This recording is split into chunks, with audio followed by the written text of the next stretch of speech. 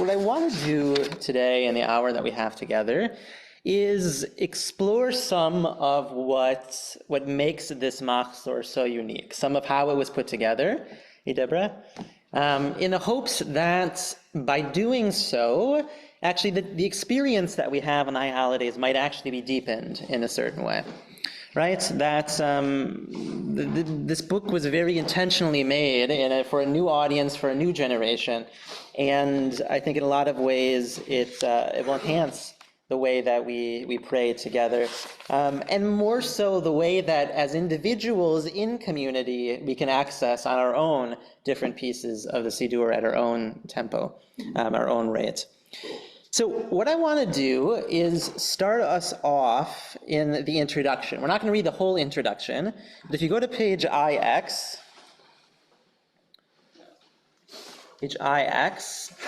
we're going to read together just that first section until it says the Hebrew text. Would someone like to read that for us from the prayer book?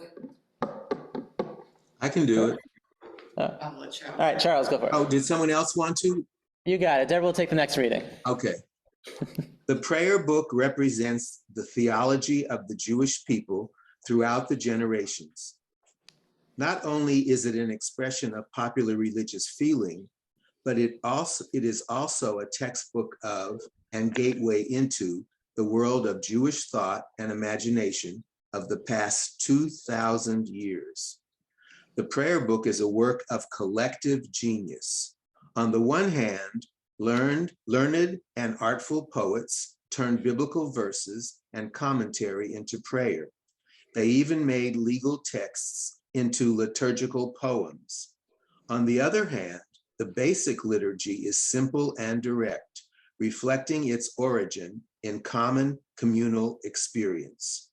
On several occasions, the will of the people overrode the decision of rabbis in determining the text and customary practice of prayer. Our hope is that this high holy day Machzor will allow each congregant to engage the world of Jewish prayer in a vital way. In Jewish tradition, study and prayer have always been intimately linked.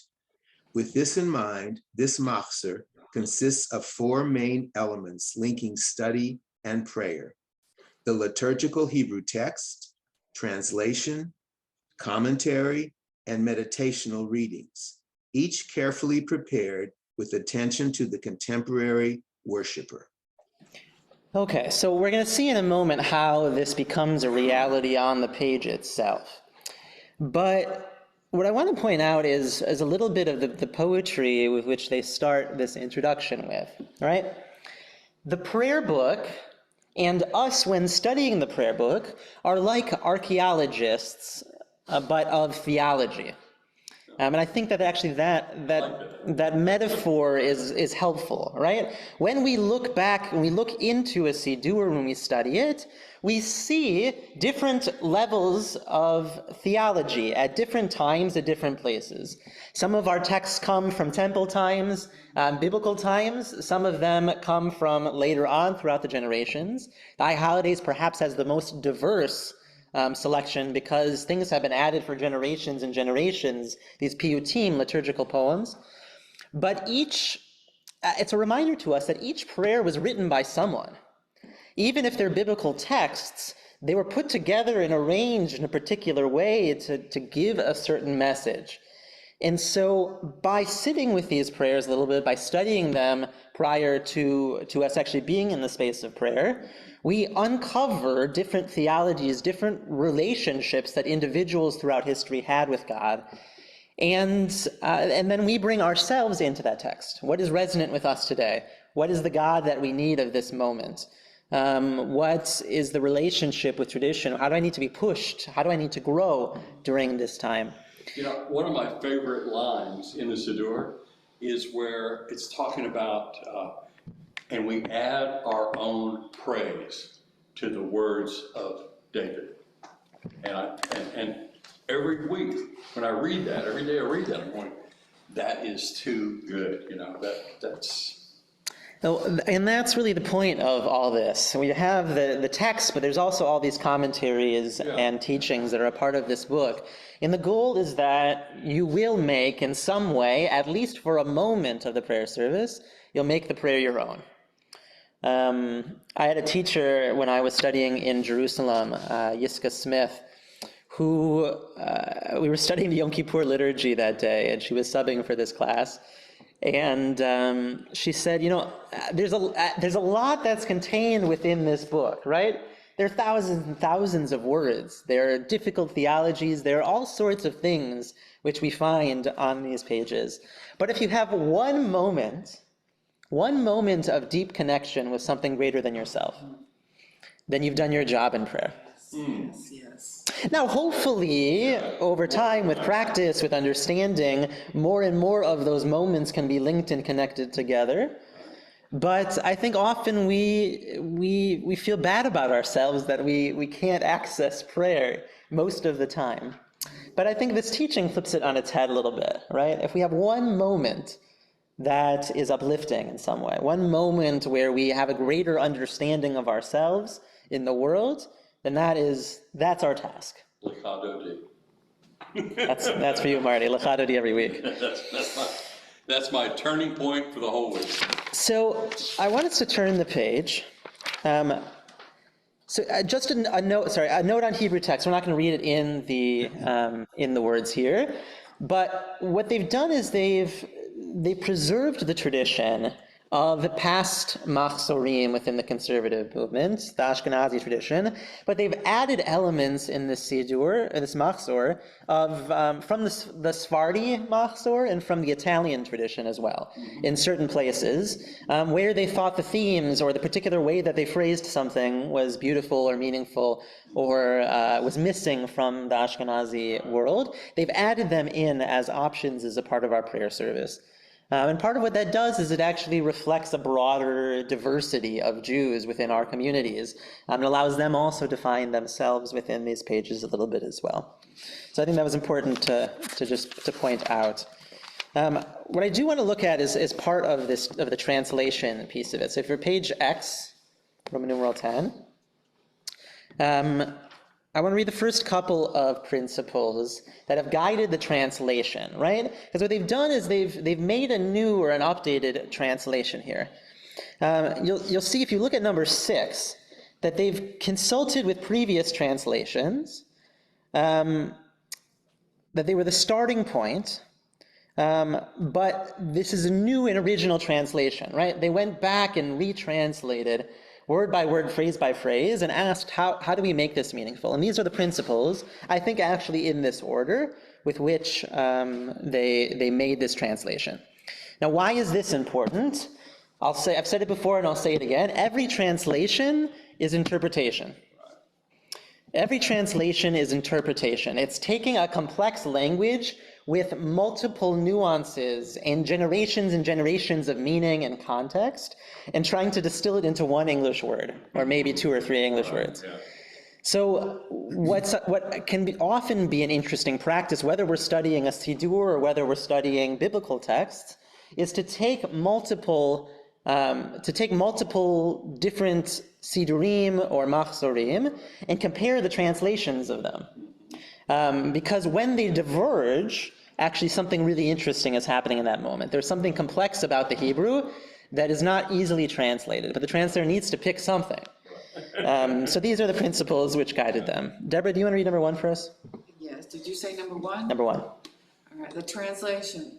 We believe the translation ought to reflect the Hebrew original as closely as possible, allowing the English reader to experience the text without a filter and allowing the congregant to have some basic familiarity with Hebrew to find familiar words.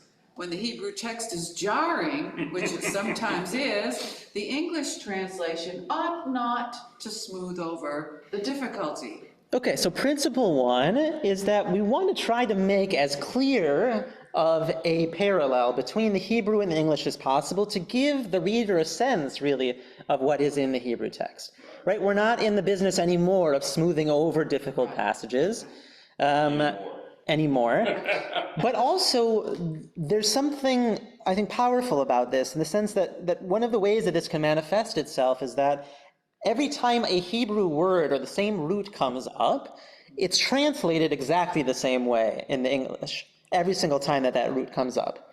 I think that that's really important because the Hebrew, there's a rhyme, there's a rhythm, there's something that you feel within it, that if you've translated the same word 3 different ways in English, synonyms for each other, because it's boring to repeat it or something, whatever it is, then you actually lose something essential about the Hebrew text. So this is translation number 1, and all the other principles begin to walk back this, right? So the key words in number 1 are as closely as possible. So now all of the caveats are what comes next. Deborah, do you want to read one more, number 2? Sure. Okay. Number 2, the Hebrew prose frequently borders on the poetic, and the translation ought to convey some sense of that in its cadence, in its form, and in its use of language. Okay, so this is directly at odds with number 1, right? Number 1, if you're translating directly, you lose the poetry of the text. So what they're saying is in certain moments, and we're going to see this actually when we look at Ya'aleh, in certain moments they translate things directly, and in other moments they try to keep the sense of poetry or the structure of the poem. If it's an acrostic, in the English, either in the translation or on the side column, as we'll see, they'll actually write an acrostic that has the same themes, but using the English alphabet instead of the alphabet. That's cool.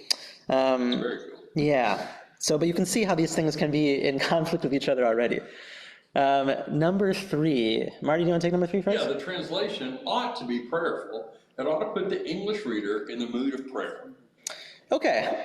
So we went from being very literal and keeping the problematics of the text to needing to pray through these words, right? We want it to feel like a prayer and not just like I'm reading. It wants to feel different than just reading a biblical text, for example, or a Torah commentary or something else. That there's a sense of elevation, of a heightened language, that should bring us to a sense of awe or of love, or to bring up imagery for us in a certain way. So there's something which happens there, which is really interesting. Marty, will you read one more for us, number 4? Because each language has a distinct grammar, we have sometimes changed the word order, the syntax, and sentence structure to create an appropriate English translation. Okay, so we want to reflect the Hebrew as closely as possible, but sometimes we change everything. We change the order, we change the words, because Hebrew, especially biblical Hebrew, has a particular word order which doesn't make sense in English, and so they retranslate it. Even contemporary Hebrew changes it a lot. Yes. Because of that. Yeah. So they retranslate, they kind of order some of these sentences to make it understandable, while hopefully holding on to the original meaning, word choice, poetry, all of those things. As you can see, the business of translation is very complex, and that's why each translation is very different from each other. Let's read one more, and then we'll pause there for some thoughts. Number 5. A contemporary American translation, some people believe, needs to be gender neutral as far as possible while conveying the intent and meaning of the original. Sometimes this has necessitated changing the third person in the original to the second person in this translation. Okay, so what does this mean? The Hebrew, at its essence, is a gendered language, right? Nouns are male or female.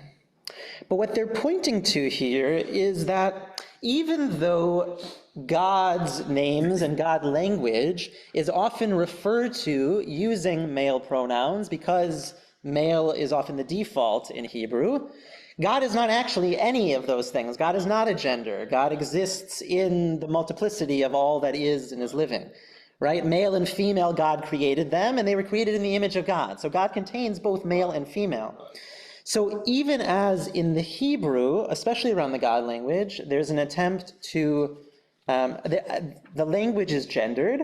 In the translation, they made a decision here to say, actually, because of our theology, because of our belief that God is not only male, or God is not male, period, however you want to play out that statement, we're going to try to translate it in a way that erases the gender entirely.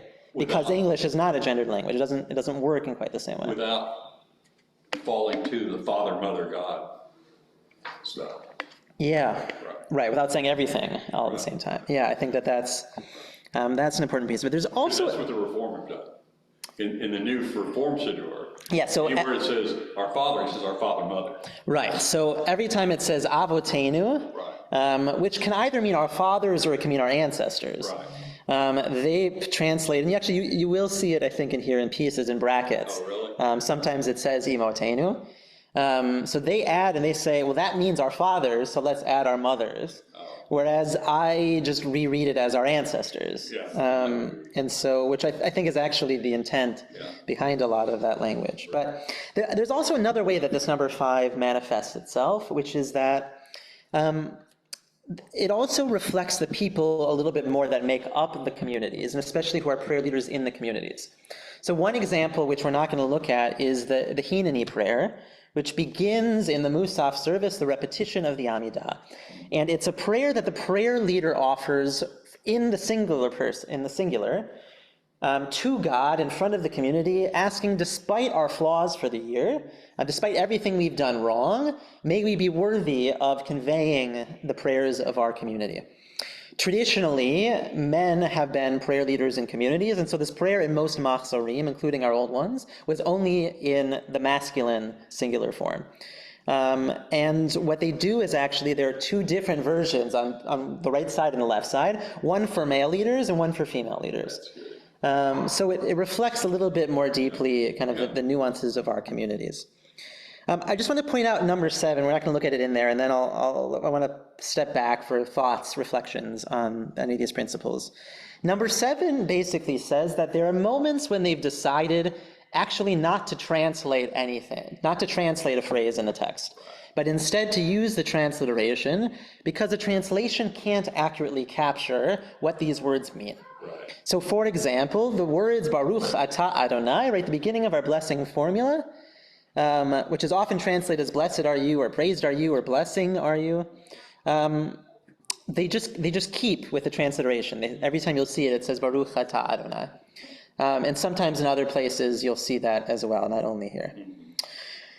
Thoughts, comment, what do we think about these principles? What stands out to you about the way that this is put together?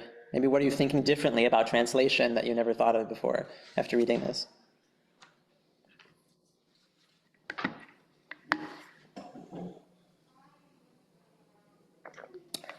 Any thoughts? You're muted. Sure. I guess the one thought I would have is, I've always wondered, because I believe that originally the prayers were all written by men. I have that idea because men were the ones who did that. And I think it's about time that we realize that, and I'm glad we're doing that it's not just about men. Right. So I think you're pointing that out. What we'll see is that the texts of the Machzor were written by men because they were the ones who were the leaders of the community in a ritualistic way in their synagogues. But what they've done, and as we turn to actually look at the pages of the Machzor, you'll see along the left side are different. Sometimes it's poetry, sometimes it's Hasidic teachings, sometimes it's kind of spiritual fodder, which plays off or with the original text in interesting ways. And that's actually where we begin to see and add in other modern voices, right? Including women, Israelis, Americans. We'll see one from a Holocaust survivor passage which comes into it. And so actually, the columns are a place where they've written in a number of modern voices in a powerful way. Yeah, I think that is one of the tremendous aspects of this Machzor. It is that they have, throughout, you've got the columns that give you, special kinds of insight, and the left column, like you said, is where they're going to have these other teachings. But the right column too, it's where they kind of dig in deeper. Yeah. So there's Right, so we're gonna take a look at that in a moment. Rabbi, Any other thoughts? Yeah, there- Charles. there's one thing that when I looked at it a little bit with Rabbi Rosenthal that concerned me, and there are quotes from people like Martin Buber was one quote he pointed out, but they don't have the dates, and it would help if you had the context of when these things were written. That's something for the future, I guess. Yeah. Let me just mention, I remember when you raised that issue, Charles, the back of the book has the sources of every, but you're right, it does not have the dates. I looked. So it will give you the source, but it won't give you the date, which I agree is a problem. Well, so what's also interesting is if you look at the glossary of historical figures whose work we quote, they actually do have the dates that those people lived. So page 463, for example, you're not going to get exactly when that comment was written necessarily, or when the book that it was in was published. But you can see in general. We don't have a page 463. It might be in volume 3. It might be there. Okay. Yeah. Yeah. If you got the big books that are in the multiple parts, you might. Yeah, they are heavy. So that might be a way to at least have some, 70 to 100 years of, generally what generation they were in. I want to go back to XI just for 1 second. That's the page after the translation, just to look at the special vowels and symbols. We're going to see them in the text in a moment, but I think it's important to point out. So if you look, these special symbols are in red font. And so on the first line there, you'll see this little kind of curly figure, and that's the symbol that they use for when you're supposed to bow. So anytime you see that in the Siddur, that's a moment where we bow. It kind of looks like a person, bowing a little bit in a fancy sort of way.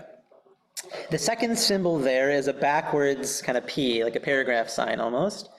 And that's, especially in the left column, if there are suggested readings that you do as a congregation, that little symbol makes an appearance there. And then the last symbol that I want to point out is that kind of left-pointing caret that's not filled in, the triangle. And that is the marker for when, if we're just mumbling through the prayer, the prayer leader picks up at that place. So we'll see that, I think, in a moment. But some Siddurim or Machzorim, that's a box. And some of them, it's like a little, kind of like a triangle with the little boxes on the sides. There are different markings for it. But what that just means is that we come back together as a community to do those pieces aloud. So if you ever are lost, if you don't know what page you're on, and you hear some words being said aloud, chances are it's started at one of those boxes, and it might be a place to help find it. Let's look into the Siddur, into the Machzor a little bit. Let's go to page 204. Which page? Page 204. Now, are we in? We're in Yom Kippur. So you might need to share with. I also have here if you want to look at. Yeah, I don't have 204, but we're going to look at 205 in a minute. So what we're looking at right now is the beginning of Kol Nidre. And Rabbi Sam, there seems to be some background noise. Must be coming from somebody on Zoom. yeah, I can mute her. It might be at my house. Let me do mute. Would that help? Thank you. Yeah, great. Thank you. Thanks, Richard. Thank you. Okay, so actually what I want to do, so let's go to the next page. Let's go to 205 to Kol Nidre, because Marty has that page. Looking at these two pages, the right side and the left side, what do you notice? Let's just go to the place of noticing. What do you notice about what's on this page right now?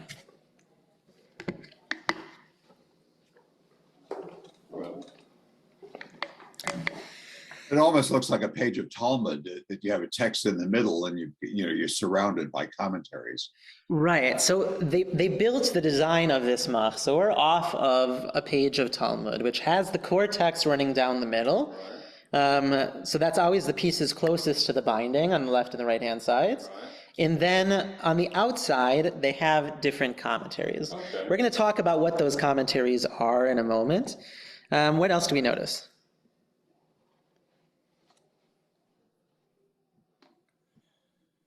Well, that only parts are transliterated. Okay, so that's really important. Only parts of this Machzor are transliterated. They had to make a decision when they put this together to say, how much of this liturgy are we transliterating? If we transliterate every single word, then you don't just have those 3 giant books, but you've got 10 giant books filled with words. But they knew the reality of most of our communities is that there are a lot of people that don't read Hebrew or don't read it fluently enough to be able to keep up with a service at the pace that it goes at. So they made a really interesting decision, which is that any place where we sing communally, they've transliterated. And any place more or less where there's a melody which is popularly used, there's transliteration. Now, it's not so forward-thinking, meaning that if a melody in 2 years was written for some lines that wasn't transliterated, then you're kind of out of luck in some ways. But I think it's really important. So let's take a look at that. On the left-hand side of page 205, you'll see there's a big block of red italic English, right? That is a signal for transliteration. Transliteration always comes after the translation in this book. So that transliteration is the translation of it is above it. All vowels, renunciations, bands. You'll see in the middle of the page is more transliteration. V'nislach l'chol adad b'nei Israel, the entire congregation of Israel. You'll see the next paragraph where it says leader, Moses prayed, doesn't have a transliteration because it's just the leader that does that. But then leader in congregation, they've transliterated, Vayomer Adonai salachti ki dvarecha.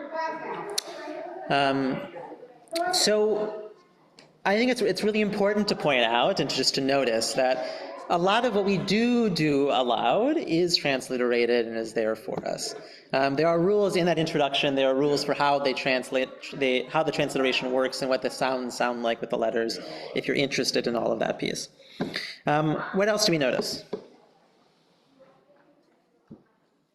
We have two different color fonts, obviously. You have black and red. Right. So our previous Machzor was just black and white. There was no contrast. It was relatively plain in that way. Here, red signifies instruction or something else is happening here, right? They want to draw your eye to those pieces. So the first one is, if you look at the very top of the page, you might not even have noticed, but it says Kol Nidre. Right? So at the beginning of sections, they have a big title that's at the top of the page. Kol Nidre in the Hebrew, and then on the English, the transliteration on the left side. And then you'll see, if you're looking on either page, so on the right side, the red is always instruction, right? Recited 3 times. Leader and congregation. Some congregations recite this 3 times. It's always instruction. On the left-hand side is the instruction and also the transliteration.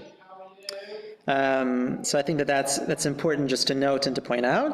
And then if you look at the very bottom, since we're here, if you're ever lost or trying to find your way in the Machzor, you can get pretty close by looking. It's kind of like if you're on your computer and you've got that like trail of folders at the top of your folder browser. Like you've got, home and then, finances and then whatever, and that's the folder that you're in, right? So you can find what folder, what service, and even what part of the service you're in at times here. So it says we're in Yom Kippur. Okay, it's good to know. We're in Yom Kippur right now. Where is it? At the very bottom, the bottom left-hand side, next to the page number.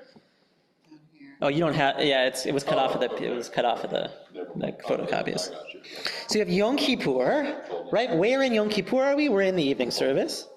In what part of the evening service? We're in Kol Nidre. So you can find your way. Like if you know a little bit about what you're generally in, or curious about what part of the service you're in, if you're on the right page. The red is difficult to read, Joe. Yeah, I think a little bit it can be. It's not the easiest color, and especially with the italics, sometimes big blocks of italics is not always the easiest to play through.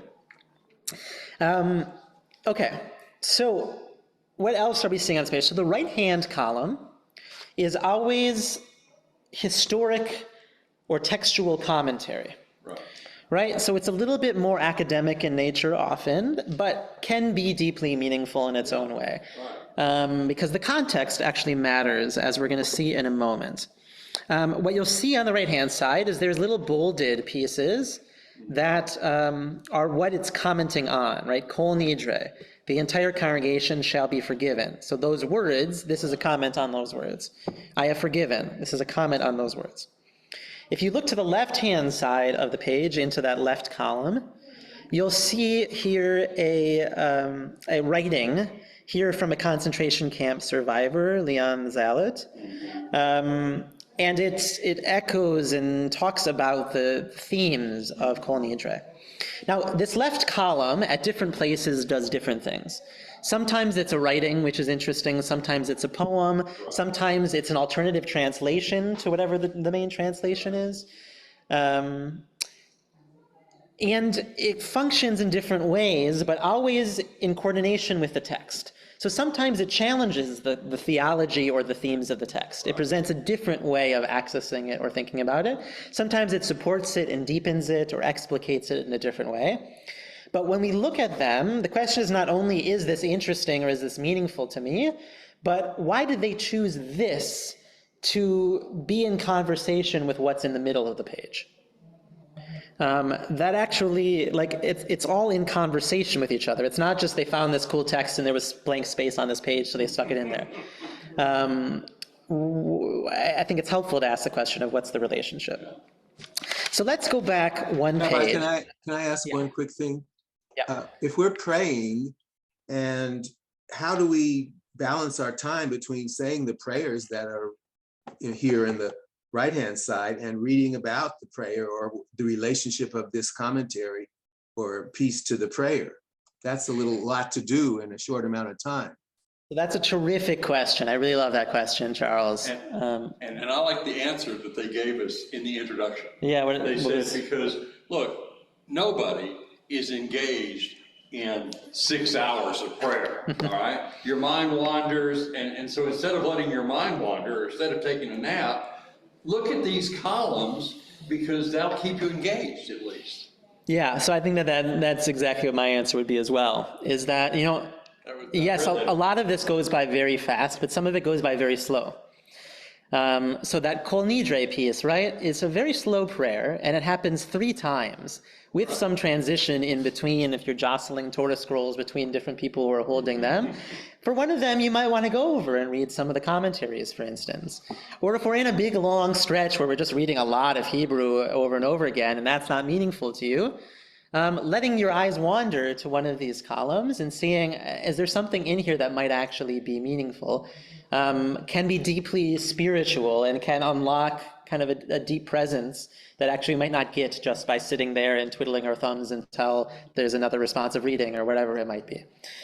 So I want to encourage, all of us to use this in expansive ways, to let your mind go to somewhere else, to sit in something. If there's an idea that you really like and you want to stick with, spend 10 minutes there and just sit in it and meditate on one idea, and then we'll call the next page number when you're ready to come back together, and come back and pick up where it is. But the idea is that we're connecting in particular moments. Not everything is going to connect to us, but hopefully something will.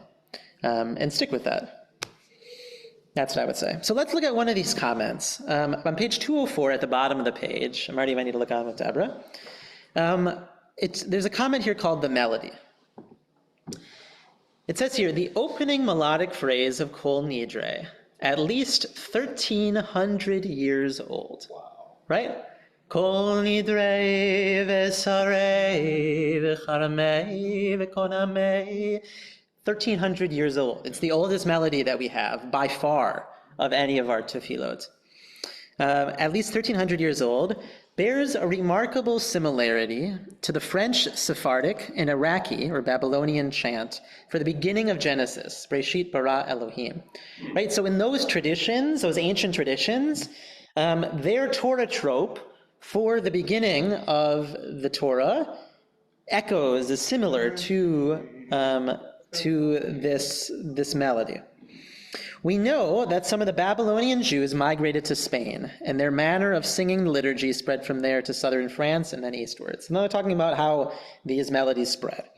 While the early Babylonian chant of the Torah was not preserved in Europe, right? That we don't chant like that in our Torah readings in our communities.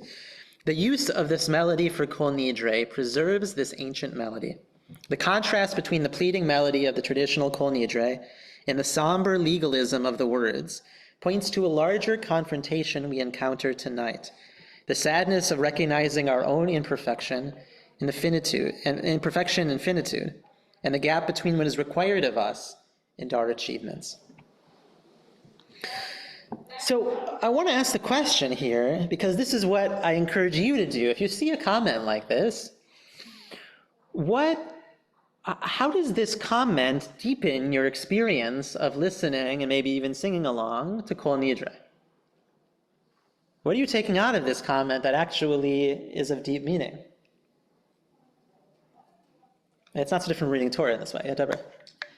I think just hearing this little piece that there's a connection to the past makes it a much more collective soul, ancient roots, kind of deeper experience. Yeah. Right. So these words, it's not only these words which are ancient, but in this particular place, the melody is ancient too. Like that can be a really awesome experience to realize that and to sit in it. And, it was, not that something written yesterday isn't good. Like I do a lot of music that's written yesterday. But there's something about when we come together in communal prayer that everyone everywhere is singing it the same way, more or less, and has been for 1,300 years. That's an incredible thought. Indeed. What else?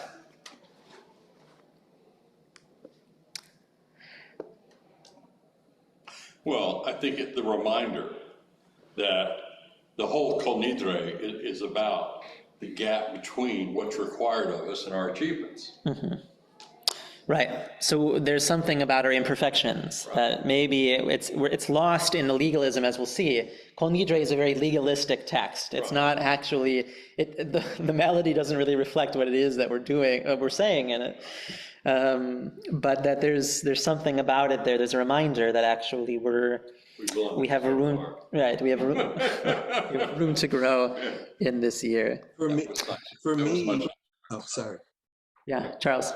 For me, one of the things that stood out is just the whole idea of the Jewish people as wanderers and having to leave and travel the world to find places they could be, and it reminded me of that. Good. I think there's one more piece for me. Like if we're reading this comment almost as like a Torah commentary, right?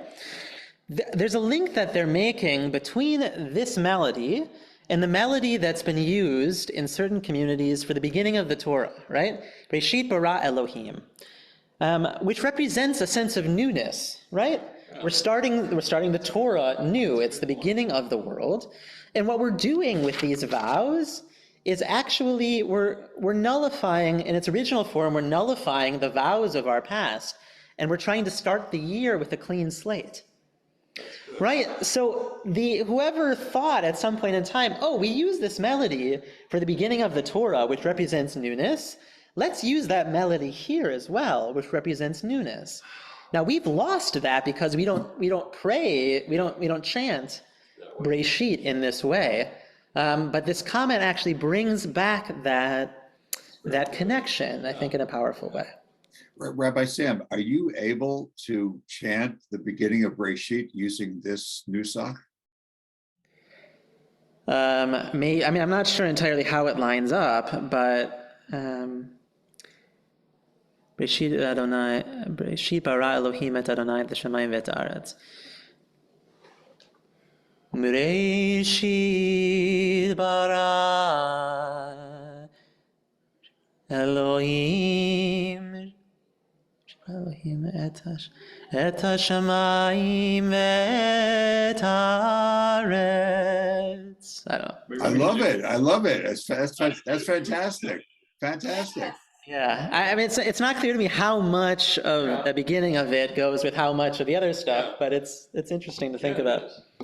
That was great. And something at Bereshit. Well, we're also finishing up the Torah here, so there's an interesting link. Like the end of this cycle of holidays is the beginning of the Torah again. So there's a nice cycle which goes on here. Indeed. Okay, so let's take a look at 205. I want to just look at Actually, what do I want to do?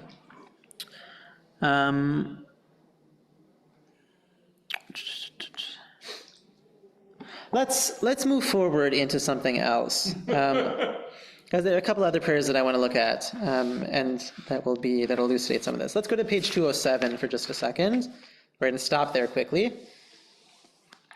So if you look at the top of the page on 207, we're at the beginning of the Aravit service, right? You know that because it says at the top, evening service. And the section that we're in of the evening service is the Shema and its blessings. And then you'll see on the left-hand side, there are subheadings, right? So each prayer has a heading. Baruch, the call to worship together. First bracha before the Shema, the evening light. So you see a little bit more directly some of the kind of headings as a part of this section. And what you'll also notice in both the Hebrew and the English is you see the little bow sign, right? We're in the Baruch Hu, that's towards the top of the page. Praise Adonai, to whom all prayers directed. Yeah. That's a cue that that we as a congregation are supposed to bow in this moment. I wanted to pull it out just to show you. There's one more thing I wanted to pull out. If you look on the Hebrew side, about 5 lines from the bottom of the Hebrew, you'll find that little caret. Right? That caret is where we pick up when we do this silently. So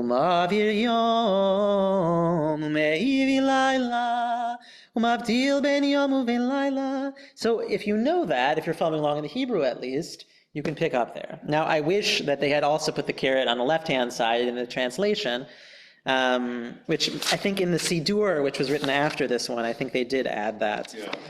Because it'd be helpful to be able to see exactly, like we start here in the Hebrew and here is the English.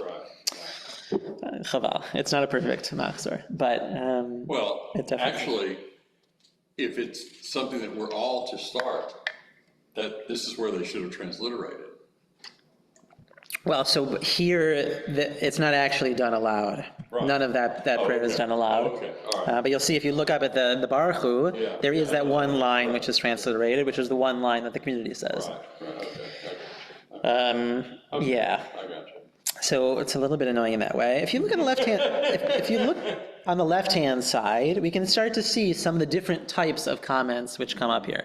Right, the first comment on that page is an interpretive translation, and you notice it's got that backwards P, the kind of paragraphy sort of sign, which means that you could use this as a communal reading, that they would recommend you use it there. And if we take a look at it, God and nature, right, which is what the theme of this first blessing is about, right? The night rolling into day, the day into night, and God kind of keeping the world going. Mm-hmm. Beloved are you, eternal God, by whose design the evening falls, by whose command dimensions open up, and eons pass away, and stars spin in their orbits. You set the rhythms of day and night. The alteration of light and darkness sings your creating world.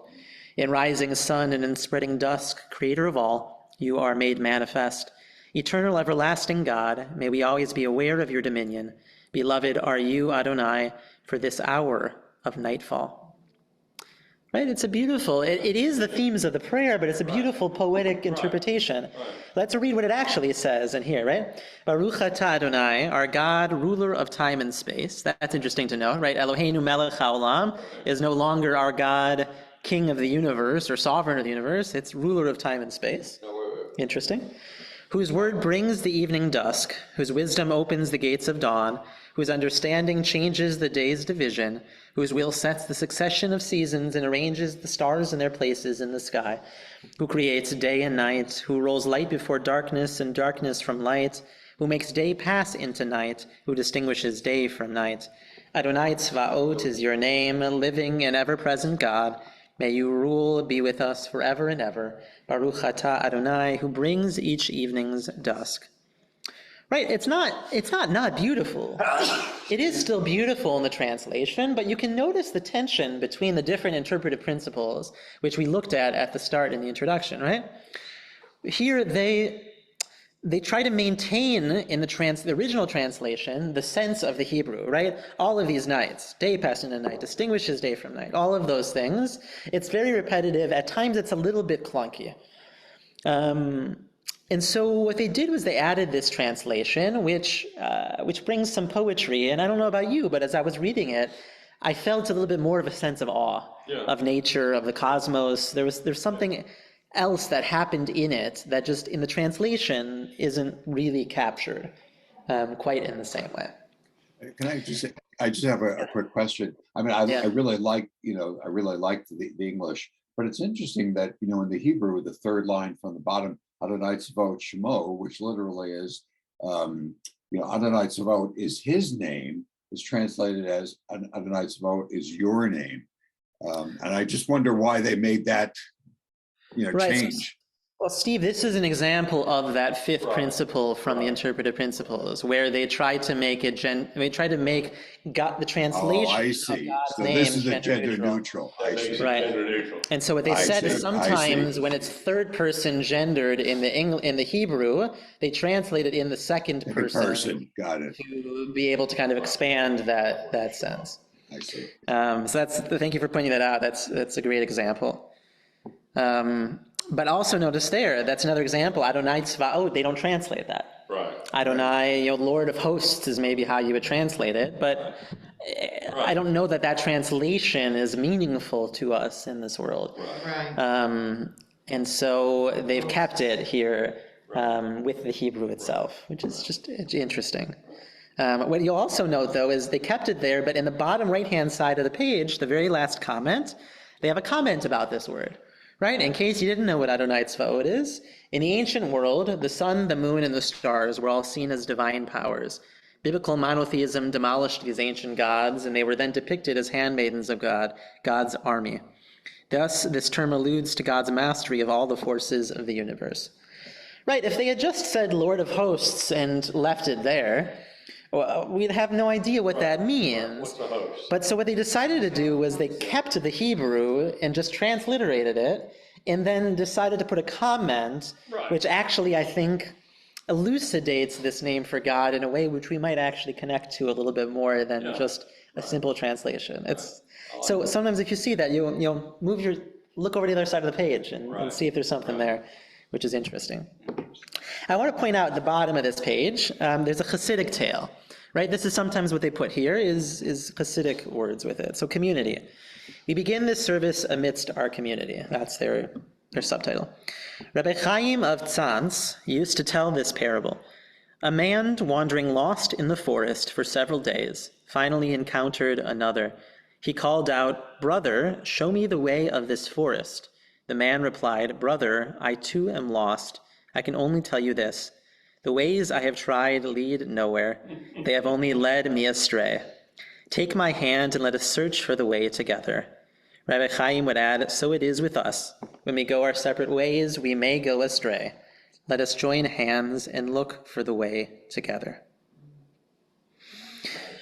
So why do they put that story here at the beginning of Mariv and at the beginning of our Yom Kippur services, really? Like, what is it adding? What is it teaching us, maybe? It's teaching coming together in unity.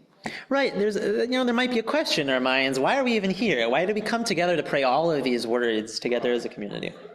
What else? It's getting dark. It's evening, and so we might easily get lost in the dark without each other. I like that too, right? So why they put it here and not in the morning service or something at the Baruch Hu? Yeah. I think there's also a piece of it, so much of the penitential prayers, all of them are written in the plural, right? We've done this and we've done that and we've done that. And so it kind of sets up this idea that actually, like, individually we might have gone astray, but there's something by coming together we can actually find the path again. Right. We can find our way back in. Right. That's powerful.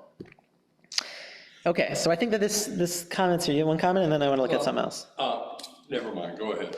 Well, I just want, I'm old school grammar, and it really makes me sad when I see the pronouns for God with a small w for who or whose. I really wish it was capital W or capital he or. That's interesting. It really diminishes the reverence factor of who we're talking about. To me, that's always so important.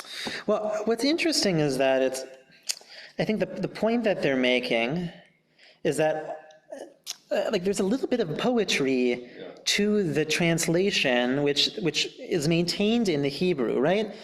the subject of all of that is all in the first line, right? Our God, Right. ruler of time and space. And then everything else is kind of like a bullet point list. Yeah. God, the word God never comes up again until we get to Adonai Tzvaot Shemo. And so I think what they're doing is actually by making it lowercase in that way, each one then like kind of implicitly points back up to the beginning, to that first line. Until you get to your name and Yeah. your rule. And your name and where your your is those are capitalized again. Yeah. Yeah. So when it shifts from third person to second person, then it gets capitalized. Yeah, and so I think what they did was in the Hebrew, the subject is implicit, and so they, in their translation, they made a decision to keep it implicit, which is just, I mean, that's interesting. I hear what you're saying. Let's take a look at page 223. Page 223. And so this is in the Slichot section, right? Marty pointed out the title at the beginning, which is great. This is a piyut, a liturgical poem, which begins part of basically the repetition of the Amidah, which happens here. And there are a couple of things that I want us to point out. First of all, I want to note the places, if you're looking in the Hebrew, first of all, where it's bolded, right? First of all, the first word is bolded. The name of a prayer in this Machzor is always bolded. So that first word is almost always the name of it, and that's almost always bolded. To tell you what the name of it is, right? Ya'aleh is what this is often called. Okay, but I mean, all right, so Slichot is what's happening, but that's not the name. Slichot is the service. Okay. Ya'aleh is this particular piyut. Okay, gotcha. Okay, got it. But you'll see that's not the only thing that's bolded on this page. The first letter of the second word of each line is also bolded. And what do we notice about those letters? Taf, Shin, Reish, Kuf, Tzadik, Peh. It's acrostic. It's an acrostic, but it's a reverse acrostic, right? It starts with the last letter of the Aleph Bet and makes its way all the way back up to Aleph. There's a kind of a triple Aleph at the end. Yeah, okay. A lot of these piyutim, these liturgical poems, were written as acrostics. Most of them forward ones from Aleph to Taf, right? Ashamnu is an example of that. Ashamnu, Bagadnu, Gazalnu, Dibanu, Dofi. But the way that the rabbis and liturgists used an acrostic was to say that everything, every word, every sin, every whatever it's talking about, every praise is contained within this poem. Right? Each line is an example of something, but every word that starts with Taf is also in this line. And every word that starts with Shin is also included in this line. And that's what it talks about, more so if we go to a Shamnu. Maybe in a moment we'll look at that. But so all phrases are included within this word. So if you look in the Hebrew, you'll see the bolded letters. Rabbi, Yeah. very interesting. This bolding to me is barely discernible. Yeah. And in the last Machzor, the bolded letters were much more pronounced than they are here. Not that you and I can do anything about that, but Yes. it's barely bolded in my opinion. Yeah. Yeah. I hear That's you. true. If you look at page 264, if we stop before, that's where the Ashamnu is. It becomes Wait, what page? page 264. 264. We got that. It's the Ashamnu. Right. The Ashamnu. So, I guess the point still stands. It's not so obvious. Right. You got to look It's not closely. it's not terribly pronounced. It's a little more bold, a little bolder, but not Not much. appreciably bolder. Yeah, I think you're right. So there's one more use of bolded words in the Hebrew in particular, which is when a whole line is bolded, often that means it's communally sung aloud. So it's just important or interesting to point out, if you see something where everything is bolded, often those words are sung aloud. If you go back to Ya'aleh, though, on 223, what you'll see is, looking on the left-hand side of the page, the whole thing is transliterated, right? Because it's something we often sing aloud. The whole thing is transliterated, but the whole thing is not translated, right? There's a very abbreviated translation. But what they decided to do was if you look at the left column, they have an alternate translation. Why did they build an alternate translation? Look at what the bolding is in that translation. What do you notice about it? Ignoring the Z, which doesn't appear. But the Y in yearning, the X in exclamation. W and wondrous, exactly. So what they did was, for this Machzor, they made a new poem with the same themes and the same, more or less the same words, that is an English reverse acrostic. The zebra wasn't part of the liturgy, I guess. But